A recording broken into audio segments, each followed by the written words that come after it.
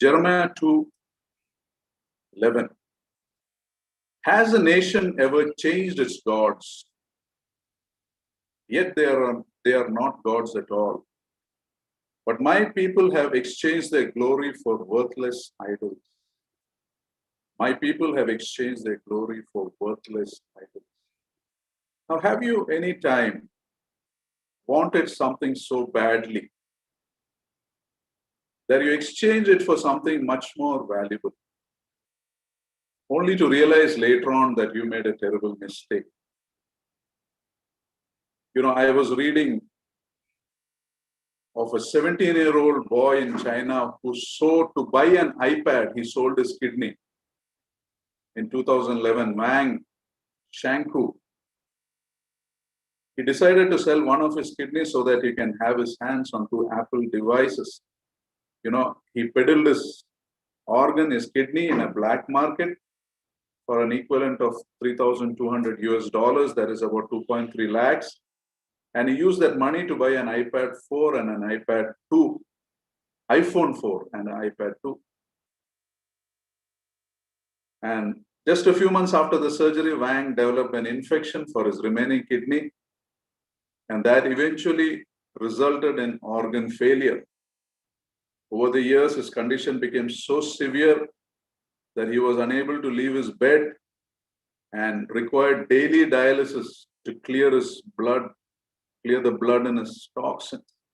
When this article was written, already 9 years had passed, and is attached to a dialysis machine and suffering from renal deficiency and likely to be bedridden for life. What a terribly foolish decision, right? But the Bible reminds us that this is nothing compared to the exchanging eternal riches for worldly things. The Bible also reminds us that Satan is constantly working to deceive us and to steal away our eternal riches. And one of the ways Satan deceives us is by filling our lives with small and unimportant things that distract us from the real things of God. Now, for example, can you think of an activity in your life, an unimportant activity, a very trivial activity, but it's consuming much of your time? For example, let's say you're always watching, texting, scrolling, clicking. What you're doing is not very sinful, but over a period of time, your mind dulls, your focus reduces, and your appetites go down for more important things. It's an unimportant activity, but it has caught us with a fierce strength. And this activity would have started as a small diversion. It would have started as a sort of relief from the mounting uncertainties we face today, especially during the COVID times, when we felt stressed or too much of workload. And on the other side, maybe we got bored during the lockdown or under quarantine. We found some relief in small distractions, a good show somewhere, an interesting article, or an appetizing YouTube video. And even when the quarantine is over, our activities still continue. Then slowly you begin spending more and more time. Now you're being consumed by what you're consuming. Now, for example, you know how some of these rat poisons work. It dehydrates the mouse. The more it nibbles the poison food, the more it gets dehydrated. You see, the more it consumes, the more it is getting consumed. So that's the picture. First, what starts as a small diversion, then you begin spending more and more time with it, and then comes the addiction. And all the while, you remind yourself that this is not a sin. It is just an innocent activity. But gradually, as time passes by, we are nibbling more and more of that activity, and it's filling our stomach. And we have lost all appetite for the food that God wants us to have. And unknowingly, we have exchanged something very precious for something worthless. And by now, we have become used to interruptions and distractions in our quiet time, because we carry our cell phones into our quiet times and into our Bible reading, and we keep looking at it. And one message and one call can take you completely away from your prayers and your reading of God's word. Sometimes in our quiet time, the Lord gives us a unique thought. Then the cell rings. You pick it up. Then when you come back to your quiet time, the thought has gone away. Many times, never to come back. You see, by now, we no longer possess the power of fixed attention. We are no longer able to detach ourselves completely and spend undistracted time with the Lord, without realizing we have exchanged something very precious for something worthless. And by now, we don't even need something important to distract us. We are distracted by every thrash. We watch thrash, we re-watch thrash. Everywhere we keep looking at a touch screen. If someone speaks to us, we will be looking at them with a distant look or a half smile for formality's sake. We appear busy, but actually we are busy doing nothing. And the result is, as someone said, we become people of nothing. People of nothing. Who are they? Somebody said they are people who never ask questions. They never move out of their comforts. They never take on what is spiritually straining. They have no spiritual ambitions. They never raise to anything above themselves. They never lift their voices against something wrong that is happening. They never think of being a witness to their neighbors. They will be silent when God wants them to speak. They're like stuffed animals. Sometimes when we go to people's houses, they have stuffed animals, right? Like a lion or a tiger or a bison. It looks like the real thing, but there's no life inside. People of nothing are like stuffed animals, someone said, just kept for display in our homes and our churches. All religious activity is done as a cold formality. They hate nothing, they love nothing, and their affections are hooked on to small things. See how we are being consumed. How Satan easily has taken away our power of concentration and focus, and in the process, stolen something very, very precious. Now, I've used touch screens as an example, but we can be consumed by many other things. We can be consumed by our chase for wealth or career or planning for our children's future or something else. And we can be very good at these worldly things, like earning money or buying house or property and all that. Those will not be affected, but our grip becomes very loose for eternal things. We are very distracted by the things of God. So distracted that we are never really present when doing the things of God. Our mind, like the Bible says, it has become a city without walls. Every diversion can now steal us away. Therefore, we never get into deep Bible study. We are content with daily with a small meditation, like reading the daily bread or something else. The Bible says, my people have exchanged their glory for worthless things. Are we guilty of this also? If we are guilty about this, and if we continue to persist, our end will be very tragic, the Bible says. Because this is the neither hot nor cold stage spoken about in Revelation 3:16. So because you are lukewarm, neither hot nor cold, I will spit you out of my mouth. We talked in the table some time back regarding this. When do you feel like spitting something out of your mouth? When you find that something is tasting bad or spoiled or nauseating or rotten.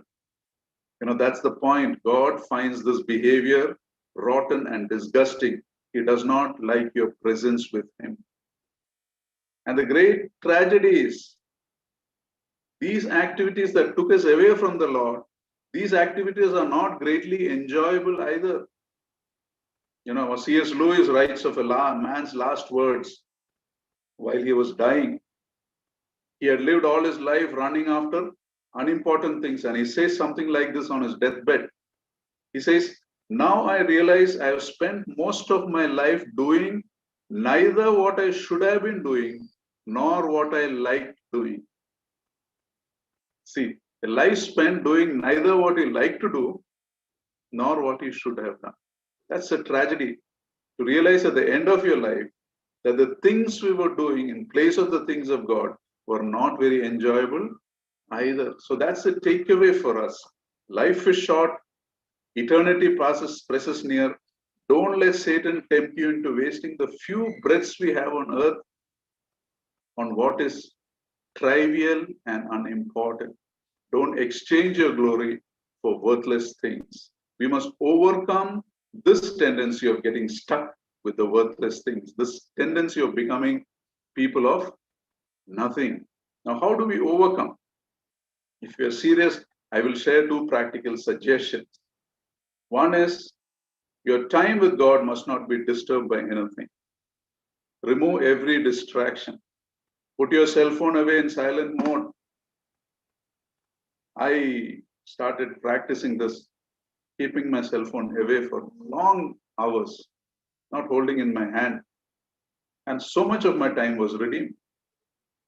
Quiet time especially, switch it off, put in silent mode, go to an undisturbed place, tell everyone in the house not to disturb you. Even your children must know, unless it's an emergency. You see, quiet time is like taking a bath.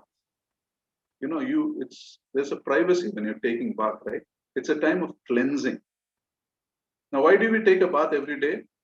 To stay clean, to avoid body odors. Now, if you don't take a bath for 2 days, you can make out the difference.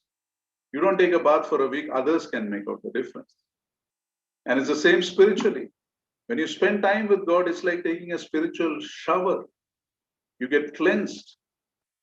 And not taking a bath, just like it shows up in the body odor, our not spending time with God shows up in our behavior. Rude words come, wrong words come. You watch the wrong things, wrong reactions come. I was reading about Susanna Wesley. She gave birth to 19 children. 9 children died in infancy, 10 survived into adulthood. And her husband was a pastor, Samuel. He was not very helpful with house matters. So bringing up these children and nurturing them spiritually fell on her shoulders. And in spite of her responsibilities, she used to have a 2-hour quiet time every day. Imagine, they're not well off. They have a small house. And during that time, no child, however small, should disturb her. They had a small house, no private room. She used to pull a kitchen apron over her head and pray. And while she did that, her children, 10 children, either studied or read or played around her without disturbing her. And 2 of her sons were John Wesley and Charles Wesley, whose ministry, they say, changed the course of a nation. You know, what they learned at home, they just practiced it outside. And it changed the course of a nation. They say the main reason why England did not have a revolution like the French Revolution was because of the ministry of John and Charles Wesley. John Wesley, even when he was old, he used to sleep early and get up early for his quiet time, I think around 3 a.m. And therefore, he would not have any evening engagement so that he can be alert in the morning. And when he was having his quiet time, they say even the Queen of England could not disturb him. Was not supposed to. See, many people say, I don't have time. That's a lie. We have time for what is most important for us. That's the truth. We make time for what we value most. We take time with people. We make time for people we love most. We take time for what is our highest priorities. We make time for what is most rewarding in our sight. You see, when we do not have time for what we think is not important, you don't give time for God, it means you don't think God is important for you. Lord Jesus, the Son of God, Luke 6:12 says, the Lord went into the mountains to pray and prayed all night. Many times after a busy day. Now, here are two miraculous things that happen when we spend a serious time with God. One is God gives you direction. You grow to be more like God. Second is you grow to be more like God. We'll take the first. God gives you direction. That means unless you have your serious time with God, you cannot find God's will. And without knowing God's will, we are prone to commit huge blunders. You know, they say in a war, 2 armies fight and 1 army is defeated and that army is retreating. When that army retreats and runs away, While running away, they plant minefields in the places they covered, so that the army that is following them, they will step on these minefields, and this will explode. So they'll be very careful in following. So they gain a lot of time, because you suddenly slow down the enemy who's following you. Now the problem with these minefields are sometimes at times of peace, 30, 40 years after these mines are planted, the place becomes a field, people walk on it. Sometimes somebody accidentally steps on those mines or digs something, and it explodes after 30, 40 years during peacetime. Now imagine you were in front of such a notorious area, the minefield, and you have to cross on the other side. And you know that a lot of people have died crossing this minefield. You have to cross. What would you do?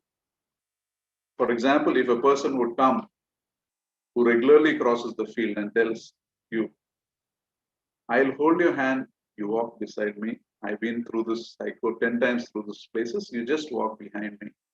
Now, if someone comes like that, would you agree to hold him? Yes, you would agree if you trust him, if you know him.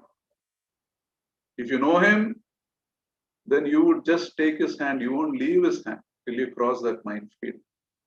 You see, this world is a minefield. One wrong move can damage you badly in your career, in your marriage, in the choices we make. And the Lord says, just hold my hand, walk behind me. I will take you safely across. That's what happens. God gives us direction. Without seeking God's directions, we can make huge blunders in our lives. C.T. Studd said, if you don't desire to meet the devil during the day, meet the Lord Jesus in the morning. You see, you and I need direction on a daily basis. God wants to give us that direction. How to get that direction is to spend time with him undistracted, not holding your cell phone, not seeing your touch screen every time. You cannot find God's will. You're doing it as just a duty. And we read the Bible for quality, not for quantity. It is good to read through the Bible once a year or have a goal, but that's not the purpose of your quiet time. You have to meditate God's word. You have to ask questions like, is there a command to obey? Is there a sin to avoid? Is there a lesson to learn? Is there a new truth that I'm carrying? Is there something to worship God?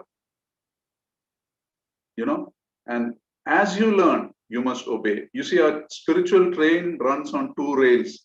One is revelations and the other is obedience. If one of the rails stops, your train stops.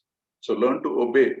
A lot of people, we can have a lot of knowledge without obedience, because the word speaks to us. For example, let's say today the word told you to be kind and gentle. Many times when you read that word in the afternoon, God will send unkind and unfair people through the day.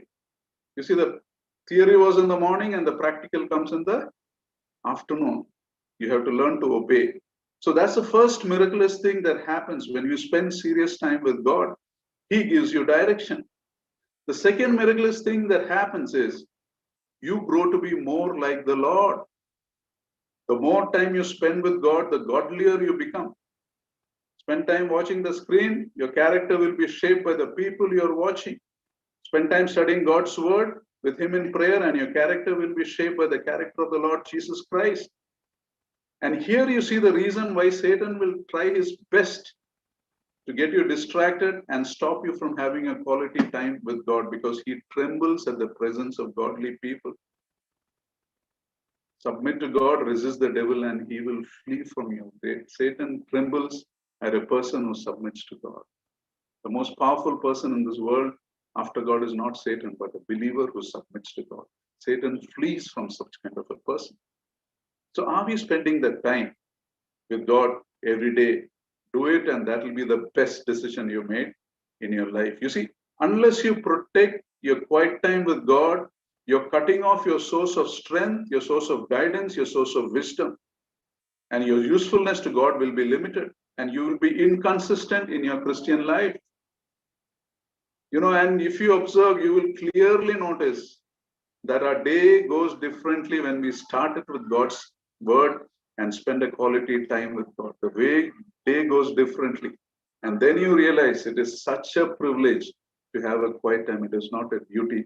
You're missing a great privilege. So that's the first suggestion. if you want to be serious about the things of God, if you don't want to exchange precious things for worthless things, first suggestion is your time with God must be disturbed by nothing. Be serious about your quality time with God. And the second suggestion is practice what is called as spiritual accountability. You see, one of the reasons why we slip into spiritual casualness is that we simply neglect to ask each other about the condition of our spiritual lives. We assume that our close friends or church leaders are walking faithfully with the Lord. So we don't ask. But the paradoxical truth is, the more successful or a more mature a believer appears on the outside, the more likely that he won't be serious on the inside. In other words, a person more known and more successful, the less he may be engaged in the spiritual walk with the Lord. Therefore, spiritual accountability is important. Now, let's talk a little about accountability. What is accountability? Many people feel that accountability is a willingness to explain our actions. That's not fully true. In reality, real accountability is taking steps to prevent any wrong from happening much before it happens. Most wrong actions come because we are not accountable early enough. So for effective accountability, the Puritans followed what is known as a holy discourse.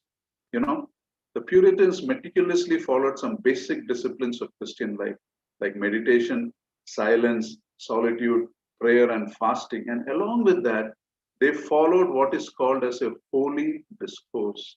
That means spiritual conversations, talking to each other about the things of God. And their reference was Malachi 3:13 to 17. They referred to this. This was a reference. They called this practice of conferencing. For example, Malachi 3:14 speaks of verse 14 speaks of some of the people who are complaining, saying that walking in faithfulness before the Lord is of no use. They complain like this: what profit is ours in keeping his charge or walking as in mourning before the Lord of hosts? Evildoers not only prosper, but they put God to test and they escape. And then in verse 16, we see the response of the faithful. And this response brought God's blessings into their life. It says, then those who feared the Lord spoke with one another, and the Lord paid attention and heard them. And a book of remembrance was written before him of those who feared the Lord and esteemed his name. They shall be mine, says the Lord of hosts. In the day I will make up my treasured possession. I will spare them as a man spares his son who serves him. Now, what a blessing they received. God made them his treasured possession. The Puritans inferred this as a regular practice outside the weekly service on a Sunday. It is a formal time of meeting among believers. And developing this holy discourse was a robust mechanism of accountability in a Christian life. Hebrews 13:3 says, but encourage each other daily as long as it is called today, so that none of you may be hardened by sin's deceitfulness. Hebrews 10:25 says, let us not give up meeting together as some of us are in a habit of doing, but let us encourage one another. And all the more as you see the day approaching. Therefore, it's very important to meet, interact at least during these times. One or two families, sometimes over a meal, just to discuss the things of God. No other agenda, no other talking of anything else. And such times can be a great blessing. And within the families, this is the reason why God has kept us as families to talk to each other about God's goodness, constantly correct each other. Enjoy speaking to your children about the things God did through the day. And speaking like this will protect our children in going the wrong way. John Piper tells about his salvation experience.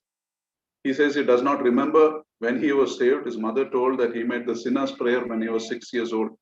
But one thing he remembers, what impacted him, was the testimony of his father, who was an evangelist.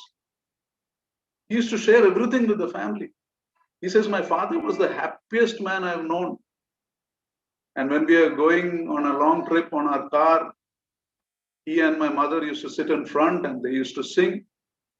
And my mother and my sister and myself will be in the back seat listening to my mother and father sing gospel choruses. And not only did he sing, when he came back from his evangelical crusades, he would come back with stories of triumph about the gospel, and he would come back with a new joke. And he would tell that joke and he would laugh the loudest. And his mother and his wife would laugh the next loudest till tears used to roll down her cheek. And John Piper says, I and my sister would just sit there looking at them, enjoying with them, and thinking they're having such a good time enjoying the Lord Jesus Christ. Why would anyone want to go to a movie or dance or smoke?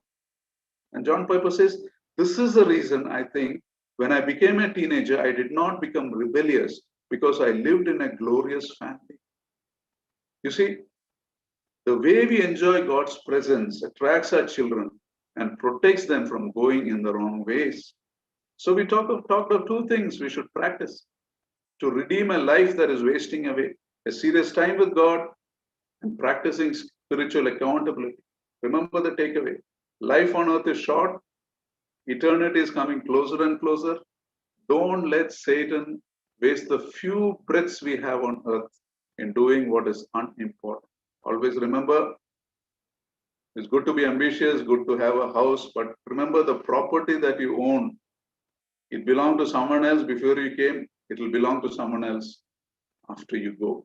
We don't own any properties, we just have our names temporarily written on the documents. So before death gets us, we should make sure that the true life is in us.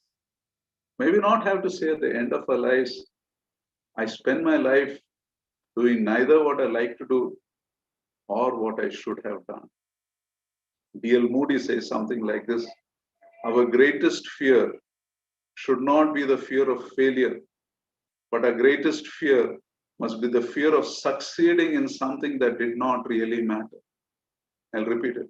Our greatest fear must not be the fear of failure, but our greatest fear must be the fear of succeeding in something that did not really matter. Let us not exchange our glory for worthless things. Let us pray. Let us close our eyes. Take this time. Examine ourselves. Let us look into our own lives and ask ourselves, is there something that is unimportant that is occupying your time, eating away your time with God, made you lose your power of concentration, made you become very casual to your time with God? Let us examine ourselves. Father, we thank you for this time that you've given us. Thank you for your precious word. Truly, Lord, what a tragedy. In this earth itself, when we exchange something very valuable for something useless, it pains our heart. Imagine if we exchange eternal things for temporary things. Lord, have mercy on us. Lord, cleanse us. Remove from us the things that distract us and make us casual to your things. May not Satan deceive us into wasting away the few breaths we have on earth. Lead us to walk close to you. Lead us to be serious in our relationship with you. Thank you and praise you, Master. In Lord Jesus' most precious name we pray. Amen. Now to him who is able to keep you from falling and to present you before his glorious presence without fault and with great joy, to the only God our Savior, be glory, majesty, power and authority through Jesus Christ our Lord before all ages, now and forevermore. Amen.